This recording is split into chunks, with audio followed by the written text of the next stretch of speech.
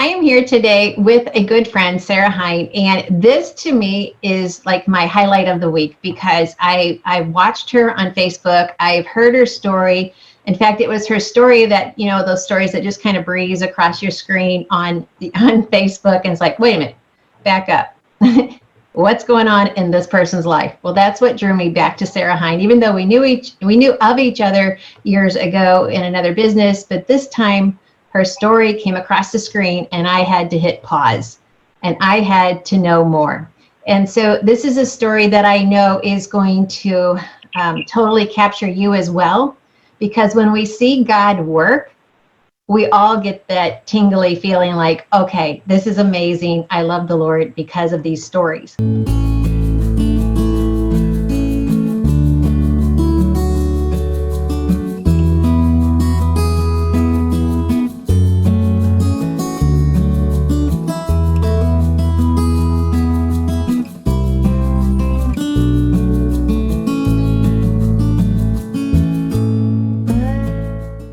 But her story is deep. You're gonna hear a story of where they were and how they never lost. Oh wait, I'm starting to give the ending of the story, so I can't go there. I want Sarah to share her experience. So Sarah, take us to that point in your life that I caught you on Facebook and said, "Tell me more." Okay.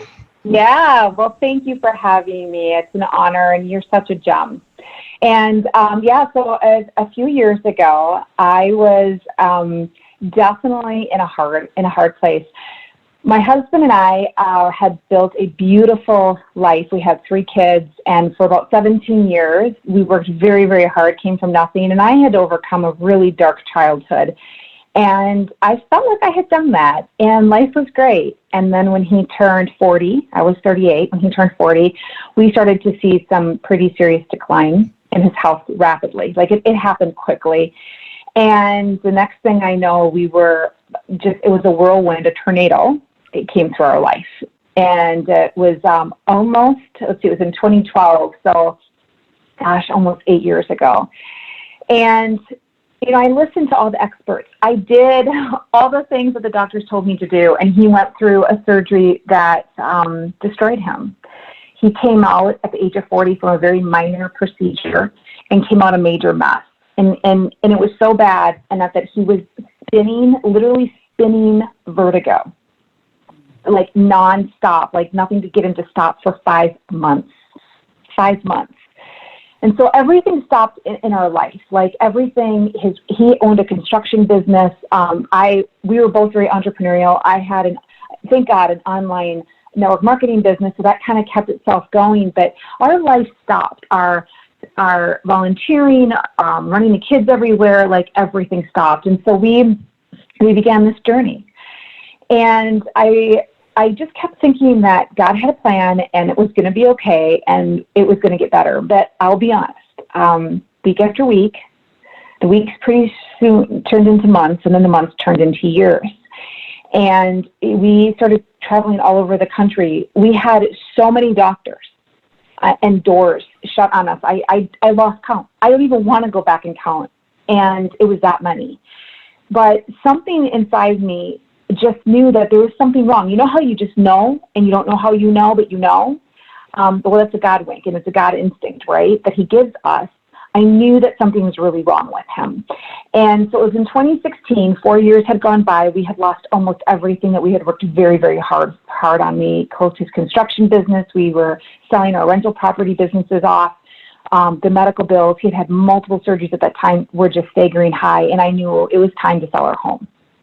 And it was in that time of my life that I had a choice. I was at a fork where I could either just throw my hands up and be like, I'm going to be angry, I'm going to be frustrated, and this sucks, and live in the victim mentality the rest of my life, or I get goosebumps when I share this, I could just be like, Lord, I surrender.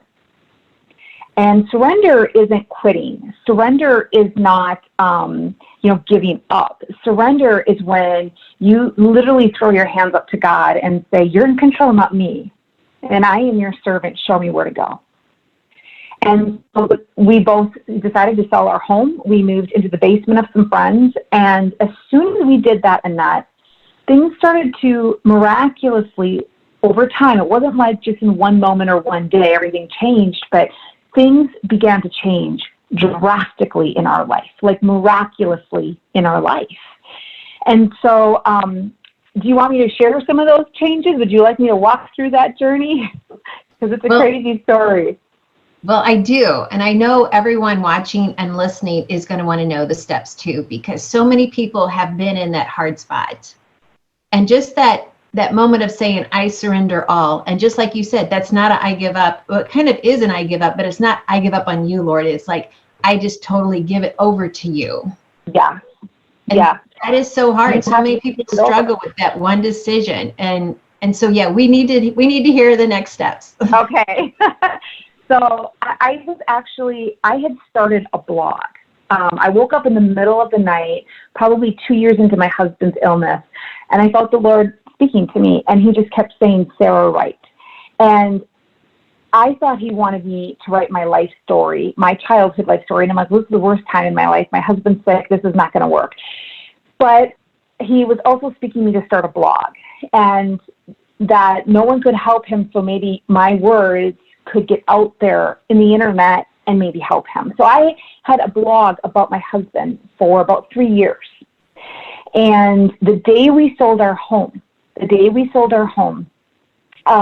was December 7th of 2016, I was very angry. It was a beautiful house that my husband had built. He was a builder. And I was now humbly moving my family right before Christmas into a basement. And so out of anger and despite, I decided, even though I had no money, to go to Kohl's department store to buy some Christmas pajamas. I'm a very traditional person and like to give my kids Christmas PJs. While I was standing in the checkout line of Kohl's, the cashier, who I knew, had been reading that blog of mine. And if you can picture Lucille Ball, she looked like Lucille Ball and acted like Lucille Ball. She was hilarious, redhead, funny, and obnoxious. And so she looked at my husband and I, and she's like, oh, I totally know what's wrong with Derek. I've been reading your blog, and I saw it on Dr. Oz. And we're just standing there, and we're like, yeah, exactly. Like, you laugh. Like, you're like, like, really? Like, I just sold my house that morning. And I'm like, I'm not in the mood. That was my first reaction. Like, I am not in the mood. Like, leave me alone. But she kept going on that she was going to send me this episode, and we're like, whatever. And we blew it off, and as we were walking out of that store, my husband looked at me, and he's like she's going to diagnose me. And we laughed. Well, the next morning, we were going to head out immediately to a different state. We're going to fly to Florida to go to some more doctors. And I was packing, and my phone dinged, and that Kohl's cashier followed through, sent me the link, and it was a Dr. Oz episode, and that brought me to my knees. And it was a very rare disease, and there was these two famous surgeons from California that had done a couple brain surgeries on this patient, and it radically transformed her life.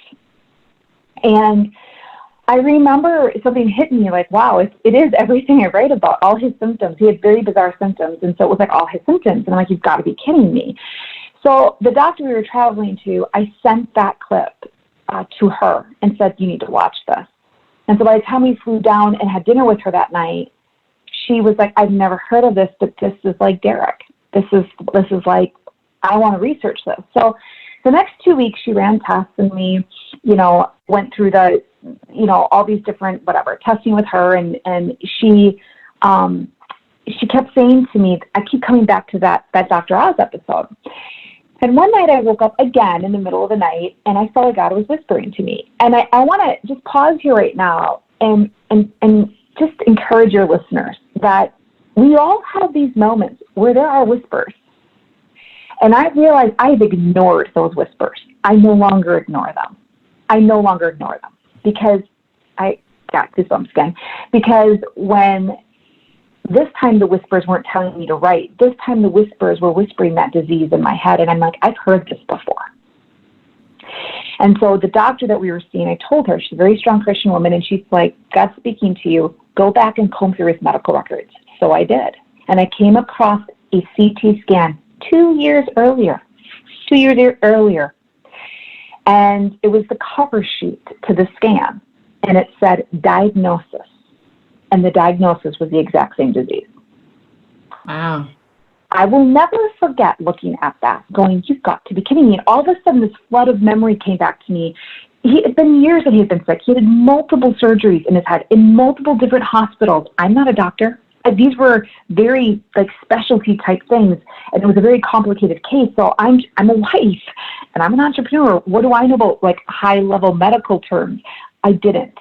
But when you heard semi-superior canal dehiscence, and you hear it once, you're not going to say it again, but it's kind of now somewhere inputted, and that's what God was whispering to me. So what happened next was we were about to fly back. It was Christmas time, back home to our children.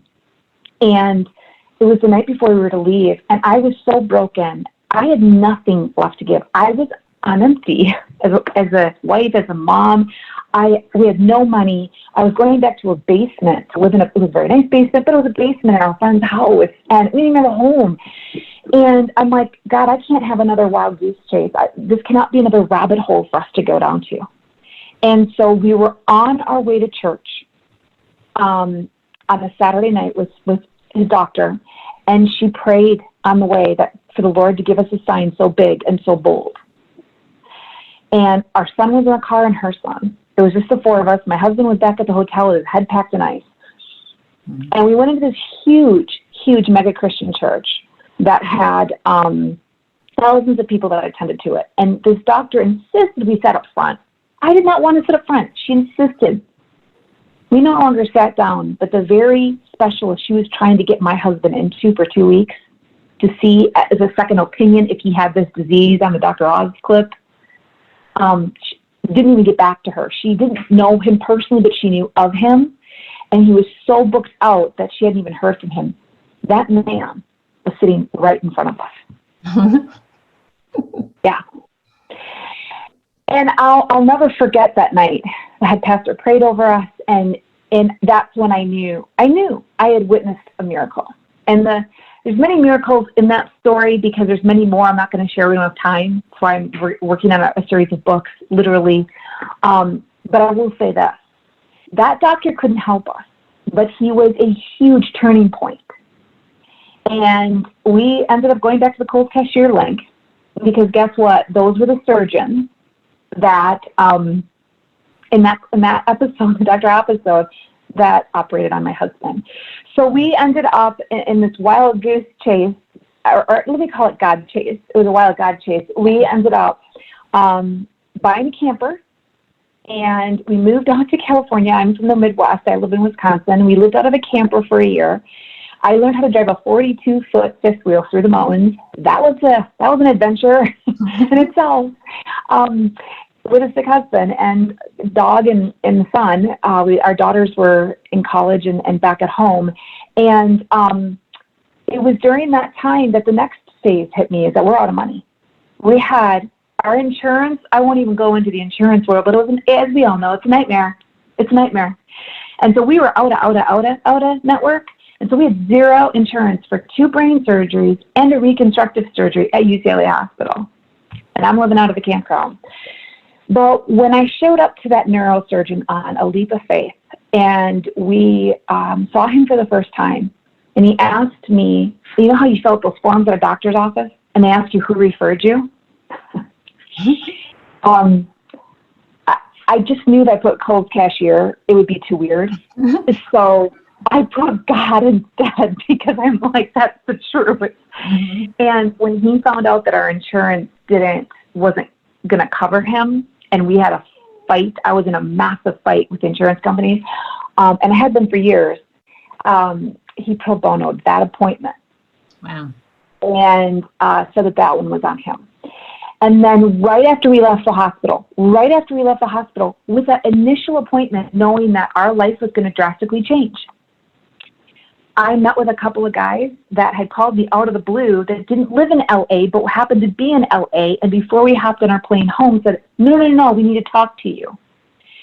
And they knew Derek had been sick. They knew I was an entrepreneur. They knew I was huge into holistic health and eating clean. They knew that was my career before my husband got sick. Got goosebumps again. They approached me and said, we have something that we want to expose to the world that hasn't opened yet, but it's a holistic approach a holistic approach to the mind-gut connection. And in that, I had been studying this for my husband for years. And I remember in that moment, it didn't all click. You know, it was a lot thrown at me in a couple hour time span. Yeah. But I remember thinking, this is the worst time of my life. Like, there's no way I can open up a company right now and charge and pave the way and pioneer a platform. I got a lot going on right now with my husband. But what ended up happening was God just kept opening up more doors and kept opening up more doors and kept opening up more doors. And my husband was in the top 5 worst cases they had ever seen at UCLA. And it wasn't because his disease was that bad. It was because he had been so damaged. Oh. And we knew that he would have a long road ahead of him. I don't believe for the rest of his life because I believe in miracles. Obviously, I've just witnessed too many. But he's got a lot of damage. And so he made it through both brain surgeries. And we decided to take a leap of faith. And we thought, we're already living out of the camper. God brought us this far. I don't think he's going to bring us this far to see us fail now. So I decided that, you know what if all this happened so we could really help the masses? And I realized it was right before his first brain surgery that our church back home and our children had set up a GoFundMe. That I was very humiliated by that, to be very honest. I'd always done very well in life by working hard. And I was the one setting up GoFundMes. But something clicked on me when we lived in that camper. And there was 2 very significant things. One was money didn't matter. Success will never buy you happiness. And it's not that I lived like that before, but I think I did. And I just realized I loved my husband. When I took our wedding vows, it was till death do us part. He couldn't help what happened to him. He would have done the same thing for me. And so we found joy in that camper, whether we had anything, whether he was better or not. Because that's what I thought was more than the money, the financial hardship, was I'll be happy when he gets better. That's what I struggled with. Like, I just wanted him better. I wanted him the Derek I knew. And I wanted him, to be better. And somewhere in that camper, God spoke to me and said, you have him now, and you have him just as he is, whether he's better or not. You still love him. Like, it never changed my love for him. And it was the same with finances. And so then I looked at my relationship with my kids. I looked at everything around my life. And so the word that spoke to me was joy. And the Bible passage says to be joyful in all circumstances. And I learned to be joyful in all circumstances. And then a man that I did not know gave me $4,000 in that GoFundMe, one person. And that got me through the month of his brain surgery. Wow. And I knew in that moment, that's going to be me someday. I'm going to do that for someone else. And so here we are 3 years later. My husband miraculously made it through every surgery. And he had multiple surgeries before that, so he's been through a lot. And he's not 100%. He had a 1% chance to get better. And he, on good days, is 70% better. On really rough days, 40% better. And to him, that's quality of life. And God also gave us all the tools that help him on a very holistic platform. I mean, any amount of stress in his life makes his symptoms get worse. If he doesn't eat healthy, all those things matter. They all matter. And again, you have a choice where you can say, I do all the right things, but I still am not 100%. Well, you could be a lot worse. And that's always been my husband's attitude. So this brand that we opened up, God blessed it exponentially. And I humbly say that we just hit 1.1 million in sales in a month. In a month. My husband's on no medication. He takes everything holistically, all the tools that he needs to help him stay at more of a 70% functioning, state. It's huge. And our life has been transformed, and in every way, in every way. And so I look at how surrendering our life, 3.5, almost 4 years ago, was the key. And it's not going to happen overnight. It's not going to happen. I think we have become a society where it's like instant gratification. And it's not. And my husband's not 100%. He, isn't able to do some of the things that he used to do. But he is so much more. He is so much more. And we will be together 27 years and married 25 years this coming May. And I can honestly say I'm in love with him and more committed to him now more than ever. And that it is possible. When you're going through, so many people are going through a rough time right now. Mm-hmm. And the thing that I just want to encourage them is you cannot just surrender and then just wait. It's like the old saying, or just jump off a bridge and hope the angels catch you. Right. You have to surrender, but then you have to do your part. And I always think back to the Bible story of the Red Sea parting. God did not part the Red Sea. First, the Israelites had to take the first step. Yeah. I had to take the first step and I had to sell our house. Didn't know where I was going to live. I didn't know what that was going to look like. I had to put my husband on an airplane because the Kohl's cashier told me to. I mean, who does that, right? You have to take these first steps, sometimes when they make no sense.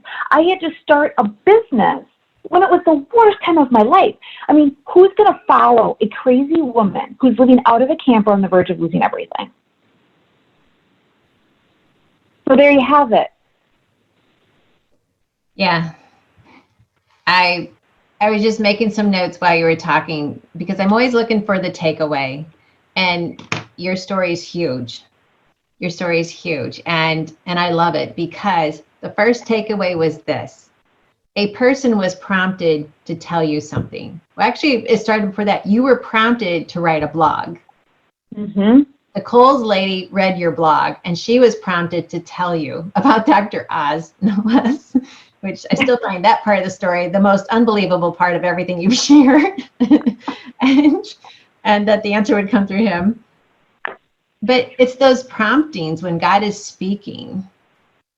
Even though things aren't going like we want them to, it's those promptings that remind us who's truly in control right now and who wants to show us his blessing, his promises, his provisions, his grace through everything we're dealing with, through the troubled times, through the hard times, through the camper issue. And you didn't even mention the fact that your camper was parked in the biggest meth lab in the whole country. I always love that line. It's like, okay, that's definitely a place you'd be looking to get out of. But yet, okay, so let's just say you are in the biggest meth lab in the whole country in that campground, but yet you chose, and I almost think this needs to be, an old term would be a sampler on the wall. It almost needs to be framed on the wall from Etsy, Joy in the Camper, because that was the choice you made. And so we all get to make a choice. It was huge. I mean, it really was. We later found out from some sheriffs, because they were always there, that it was the largest meth production campground north of LA. And it was horrible. It was so sketchy. I never wanted to walk, alone. And so I was really imprisoned while my husband was healing inside a camper. Like, this wasn't like, I just get to enjoy myself and go by the pool. And no, it's not like that. And it was pretty much the low spot in our life. I mean, it really was. And it was in that low spot that I was refined. And it's true for all of us. If somebody's out there right now and you're just in that low spot, whether you're going through a divorce or you've maybe had a death in the family or something has happened. Somebody recently asked me, Sarah, what you've done, is it duplicatable or is it just like a rare gem, what you and Derek have? And I'm like, it's both. It's both. It's both. My husband's my second chance in life. I had a child with somebody else and he left. And my husband adopted that little girl and raised her. Most people don't know that. And so he was my second chance. And I learned what not to do. I learned what to do. And I think that's the key is so often, and believe me, that night at Kohl's, I was the victim. 100%. I was angry at God. I was angry at the world. I was angry at healthy food because I'm like, I do everything right. We had an organic farm. We did we did everything we could. And my husband got sick. Wait a second. What the heck? I'm doing everything right. Right. I was angry. But we really all have a choice. We can stay in that trauma we've gone through. And there's always a story behind a story, right? And so I had a childhood that I had to climb out of. And this wasn't just like, oh, I had a really bad trauma. My whole childhood was.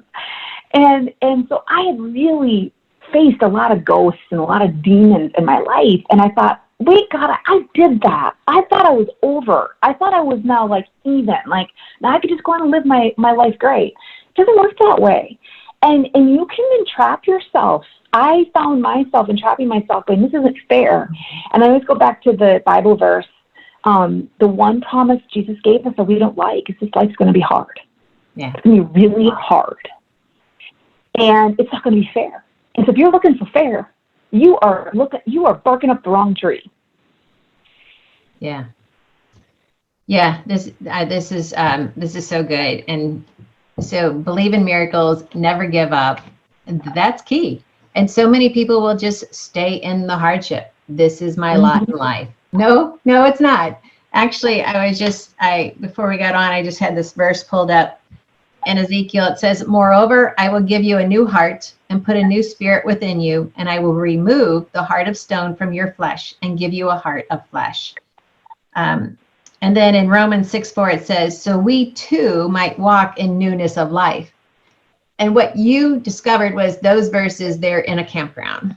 Many people think it's like, oh, well, when I get my really nice house and my boat and my, all of these things, then I will have that newness of life. No, it actually comes in the campground. It comes in the center of the meth lab.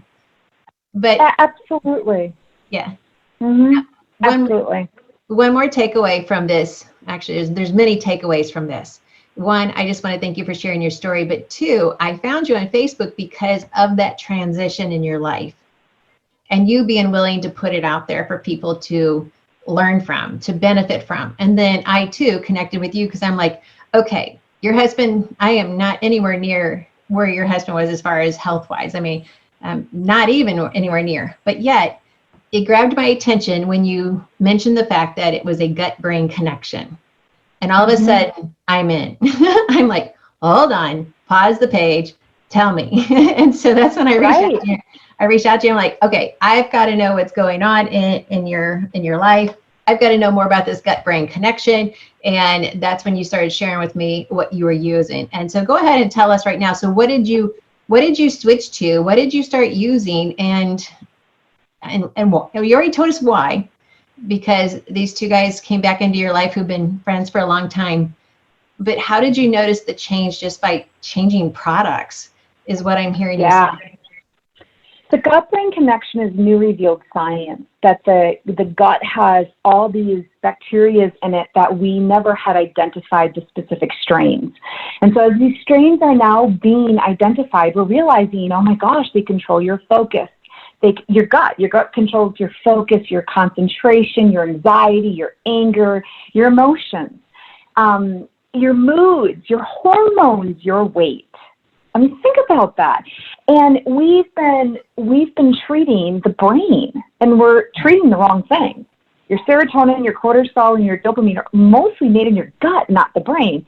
That was so fascinating to me because they were trying to numb my husband's brain with anxiety and depression meds, even though that wasn't his issue, to try to help him find balance. We're not even going there. But the side effects almost killed him. And that was Mayo Clinic in Rochester, Minnesota. Not putting the establishment down because they've done marvelous things for other cases, but not for my husband. And so when I saw this, I had been very versed in nutrition. Don't have any degrees and never went to college, but it's been a real passion, and I've been in the industry as an entrepreneur. So I was pretty versed on it, and I had really great connections. And so the brand that I found was called Amare Global, and they were the first holistic approach to the gut-brain connection, helping people get into what's called mental fitness, mental wellness. And I was blown away because one of the things that my husband, from more of the SSRIs, more of the anxiety meds that literally almost took his life, He didn't get addicted to them, but the side effects almost killed him. But my fear was that the pain, he had this bone pain. And if we didn't find something soon, I did not want him to get addicted to opioids. And so I was constantly looking for anything and everything, because then those have side effects too, of constipation, like all these other issues, right, that we know of now. And so this brand really addressed pain. It addressed the sleep issue. It addressed the anxiety. It helped him focus better. And it changed everything. And what I didn't realize for me is when I was the caregiver, because the old saying, the caregiver goes before the patient, the stress was killing me. And I didn't even realize it was like this slow drip of a poisonous life I was living of stress. And I got to the point where all I wanted to do was sleep, but I was never like really sleeping. And I never accomplished anything because I couldn't even think straight. And yet I wasn't giving up. And so I thought I need to do something, because what I'm doing in the healthy foods and the healthy supplements I was taking, it wasn't cutting it. And what I found is, again, my gut instinct was telling me, I feel like I'm not even absorbing what I'm taking. I wasn't. When you're under that much chronic everyday stress, it changes your whole gut. And so you're not. It's like you're not absorbing what you need. So think about right now with our nation, everything that people are going through, it is a chronic stress that is dripping on everybody. Like, I feel like our nation is right now where I was living in that camper right before this huge refinement came to me.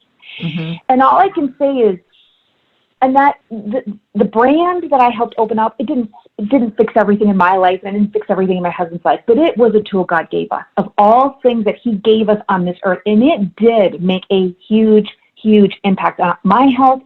I started to think again. I started to sleep again. I started to not feel like I had gut bloat all the time. And I started to feel happier. And it was during that process that I could hear God's voice, clearer. And I could receive and accept the assignment that he had given me. And I finally accepted that. Again, I'll always believe in my husband's miracle, and he's so much better. But he still has hard days. And we have accepted this life. And we're going to make, whether it's a good day or a hard day or a great day or an ugly day, we're going to make it a God day. And he's going to give us what we need to get through it. And what my husband always said to me is, if you could help somebody, Sarah, feel 20% better with their health or their life, that could be the difference between them wanting to commit suicide. Yeah. Think about that. And I'll never forget when he said that to me. He never got to that point in that, but I remember some close friends asking me if he was. And it scared me because his symptoms were horrific, what he went through. And it was years he had lived like that. And he had everything stripped from him as a man. He couldn't work anymore. He couldn't provide for his family. He's very Christian, like very devoted family man, very hardworking. Couldn't do any of that. His whole life got robbed from him. And he never lost sight. He never lost sight. And that's when he found, when we found some solutions, he looked at me and just said, go help people. Go help them. Yeah. And so that's what I do now. I help people. Well, I'm one of them. So once you told me your story and what these products do, I was all in. So, and some of the people that you've now trickled into my life, and I've trickled into other lives. And it's just what you said. I mean, the text last week was, how come my prayer life seems more alert now? Well, because you're more alert, So, right. And another girl says, I'm writing music again. She was just trying to heal her gut. And she says, Annette, I'm writing music. I haven't written music in 20 years. It's like, it's the gut brain thing. Yeah. So what you're sharing is it totally does. And yeah, if you can just help someone improve their life 20%, and he's right. Suicide is just that silent disease, especially in the church. People don't realize, there's like 40% of people that come and go through those church doors that have thought about suicide in the last year. Oh, it is so bad. And the other thing too that I found growing up in the church, having that faith in my life, was that the root of money is the love of all evils. And when that man gave me that $4,000 that I didn't even know, I realized that, the love of money is the root of all evils. But when money follows love. When it follows it, abundance flows. Yeah. And so that's when I realized that I needed to become a very successful businesswoman if I was really going to serve the masses. And that people are looking for solutions and that we have to create them. And people pay for everybody. Money is exchanged between all of us. So I had to get it over my head that I didn't like sales, or I didn't want to feel pushed. I had to let all of that go, because that is not of God. That is not of God. When He gives you something to go serve, you go serve. And if you make money, then live so well that people can say she lived so well. And what I mean by that is give abundantly. Give abundantly. Mm-hmm. And so I was completely transformed. And now my husband looks at me and he's like, who are you? Because I'm not this shy little girl anymore that, barely graduated from high school, got pregnant at 17, came from a really rough background, and was the least likely to succeed in her graduating high school class. That was me. That is no longer me. That girl is gone. God rewrote our story. And so I'll leave everyone with this, is that, how is your story willing to be rewritten? And when my husband was recently declared an ultra-rare disease, he has an ultra-rare disease, I remember crying and going, that's not a pleasant sound. I don't like that verbiage. But a friend helped me flip it around. And I looked at the definition of each word, ultra-rare, and then I put, instead of disease, I put life. Yeah. And so I recently started a podcast called The Ultra Rare Life, because every single person has the ability to live the life God had intended for them.